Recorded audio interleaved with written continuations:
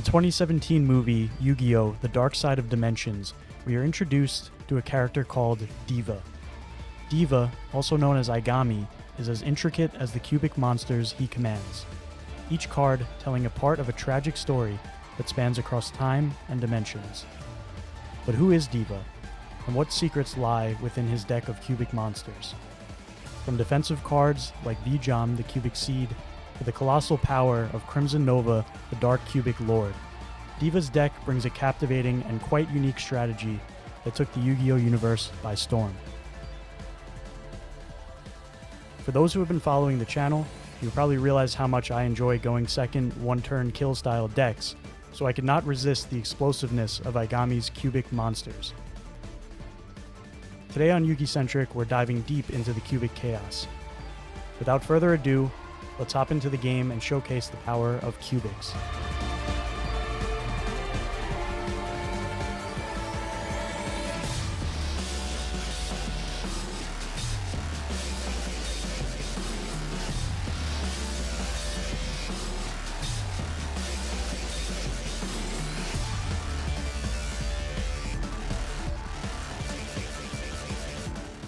Alright, so first game here, we are surprisingly going first. I believe our opponent forced us to go first here. We're going to just special out the Fenrir, search for another copy, set the enemy controller, and pass. There's really no point in special summoning out our boss monster, the Crimson Nova, because that is an inherent special summon. So we were able to special summon that out on our opponent's turn without them really being able to respond to it. And once Crimson Nova hits the field, he is unaffected by monsters whose original attack is 3,000 or lower. So that can be difficult for most decks. Playing against DDD, they're going to go for Barone here. Barone to pop the Fenrir. We're going to activate the enemy controller, which will force out the Barone negate, so that helps us for our next turn. So we'll take 3,000 damage, and hopefully we draw into another cubic card. Crimson Nova needs to reveal, so we did. So Crimson Nova needs to reveal 3 different cubic cards with 3 different names, I should say, to inherently special summon himself out. Now, if he destroys a monster by battle, he can attack again. We'll go Fenrir, get a little extra damage, and the hidden effect that everyone kind of forgets about, Crimson Nova deals 3,000 damage to both players in the end phase. So you'll see I took 3,000 damage, but we won the game. So next replay, we're finally going second. Playing against Sword Soul Tenyi. And our hand is pretty good here. The Forbidden Droplet is great in this deck because all of your spells and traps have graveyard effects. So we don't mind pitching those to, use the Droplet negate. As well as our monsters, we'll be able to retrieve them from the graveyard with some of our spells and traps. Alright, so they have a targeted monster negate, potentially a banish with the Chang Ying. So we're going to normal summon the Duza, which can send a cubic spell or trap to the graveyard. They will negate. We're going to pitch the Duza plus the spell and trap that we're actually trying to send to negate both of his synchros. And that spell, the cubic Karma, can retrieve a cubic monster from the deck. So we reveal the 3, special summon the Crimson Nova again, and now if you activate Karma on the field, it'll boost up the Crimson Nova's attack. So we get double attack, and again, in the end phase, we're going to deal 3,000 damage to win the game.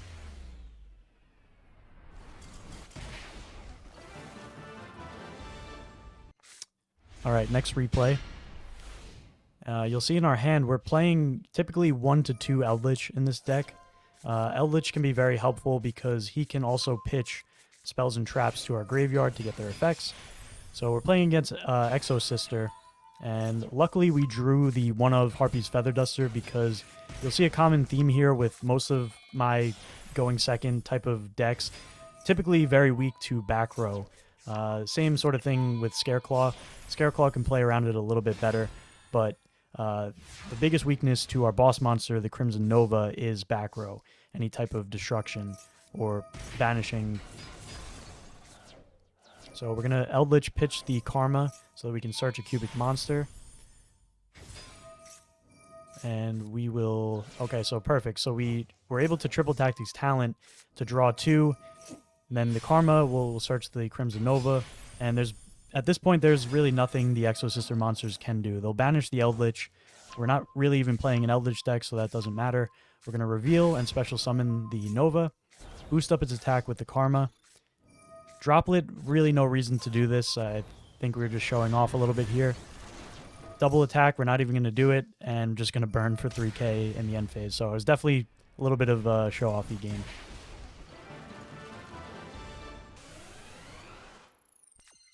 All right, our final replay here. We're going to max C in the standby phase. We'll get called by. It's not a big deal. So, Desires, special summon Fenrir, and it appears we are playing against Kashtira. So they'll mill 3 of our cards, which is actually quite helpful for us. And then they'll make a 3 material Shangri-Ira, which I don't really understand. We do have 3 cubic cards with different names in our hand, so we'll go ahead with banish the Karma, search for our Crimson Nova. We'll thrust into Talent. We have to send the Talent here because we need those 3 cubic cards to reveal. Now we can go Cubic Wave, which will double our attack and halve our opponent's monster's attack. They will imperm the Crimson Nova, which is definitely unfortunate. But our opponent will draw, and it appears they don't have anything to out the Crimson Nova, so they scoop. So something I wasn't able to pull off in any of my gameplay was summoning your extra deck boss monster, which is the Crimson Nova Trinity, the Dark Cubic Lord, which is a fusion of 3 copies of the regular Crimson Nova, the Dark Cubic Lord. So as you can see here, I'm in the easiest version of solo mode. We're on turn 15. That's how long it took me to summon this out, but I just wanted to show how powerful this card is. So this card reads, cannot be targeted or destroyed by your opponent's card effects. When this card declares an attack, halve your opponent's life points. When this card destroys a monster by battle, you can activate this effect. This card can make a second attack, so similar to the regular Crimson Nova. And if you take effect damage, inflict damage to your opponent equal to the damage that you took. So, assumingly, I guess that would be if you were to burn yourself with your own Crimson Nova, your opponent would just take double the damage. And realistically, you're never going to be summoning this card out. But if you've been able to pull it off, let me know in the comments.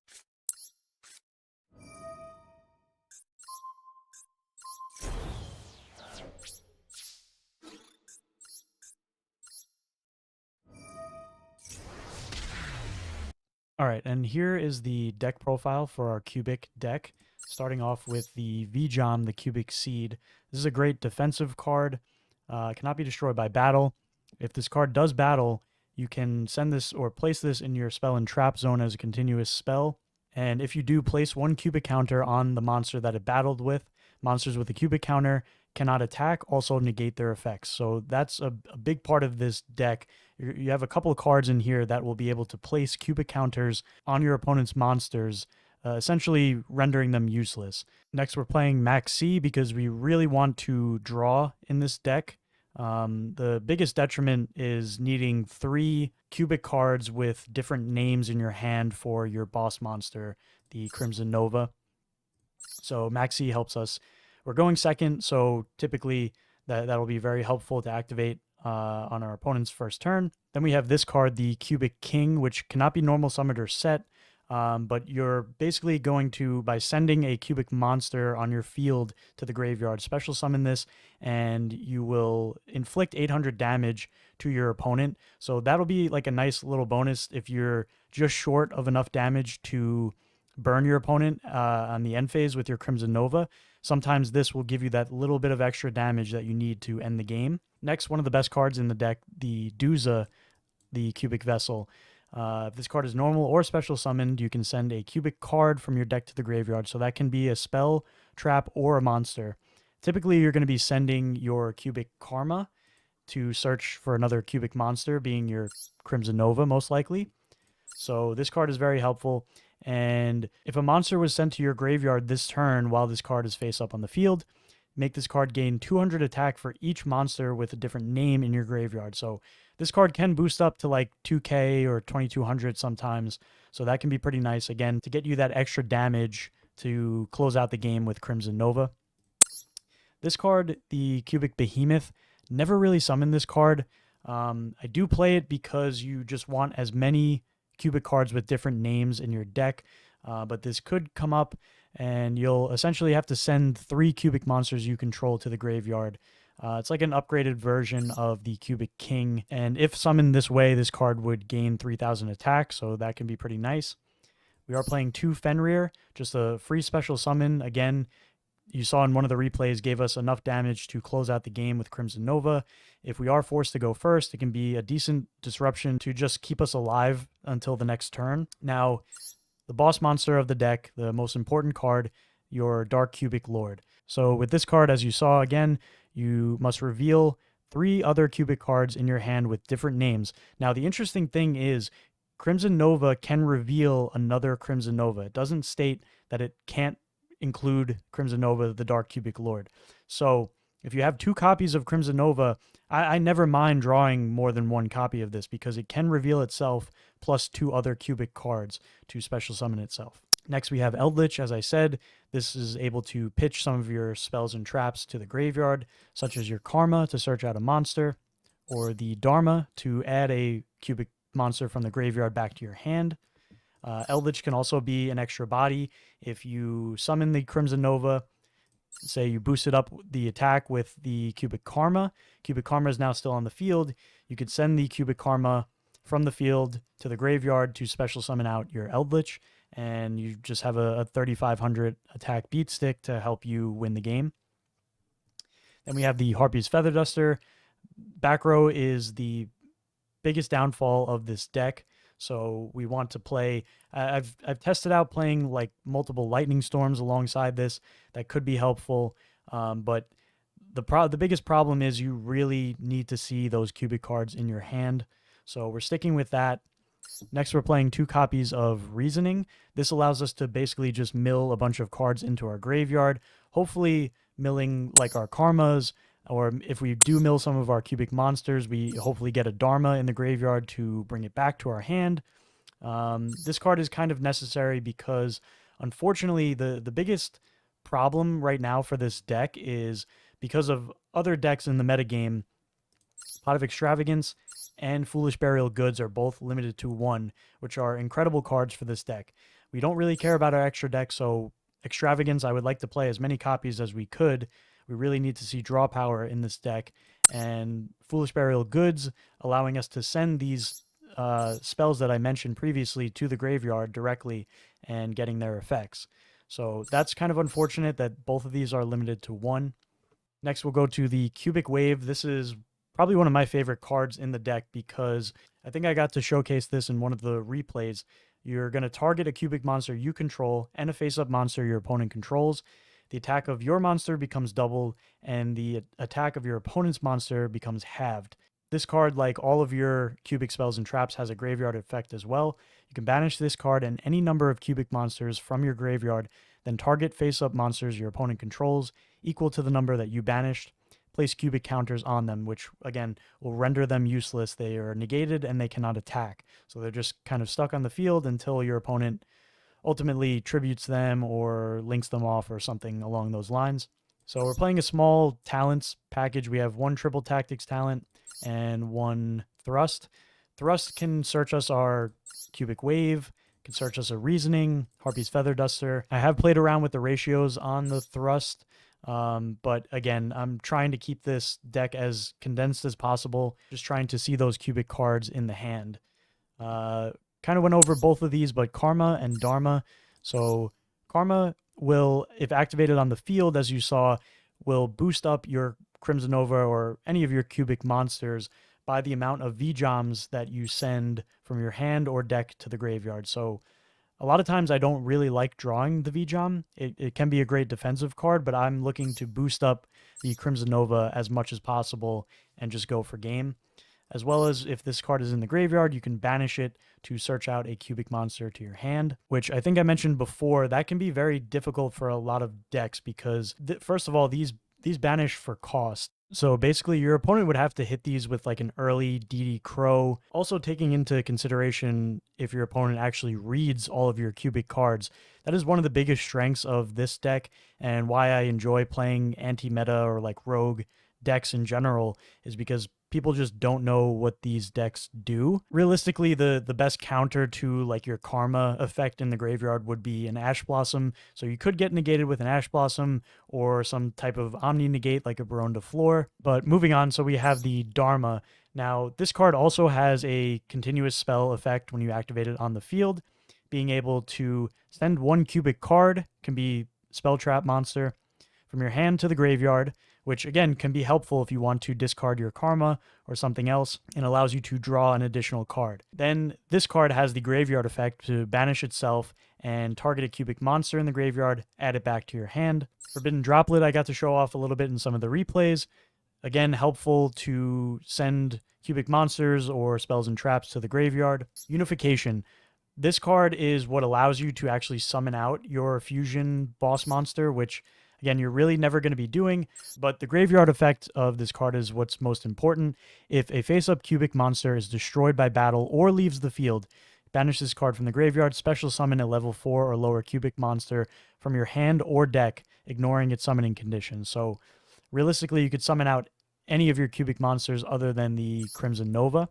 Cubic Ascension, never really used this card, but same concept, just trying to have as many copies of cubic cards with different names in the deck. But this one reads, when an opponent's monster declares an attack, special summon a V-Jom from your deck, and if you do, change the attack target to hit. So basically forcing your opponent to attack into the V-Jom, and that will, again, render them useless. Ascension also has a graveyard effect. If your opponent's life points are at least 2,000 higher than yours, banish this card, special summon a V-Jom from your hand, deck, or graveyard. Then, if only your opponent controlled the monster when you activated this, special summon up to 2 more V-Joms.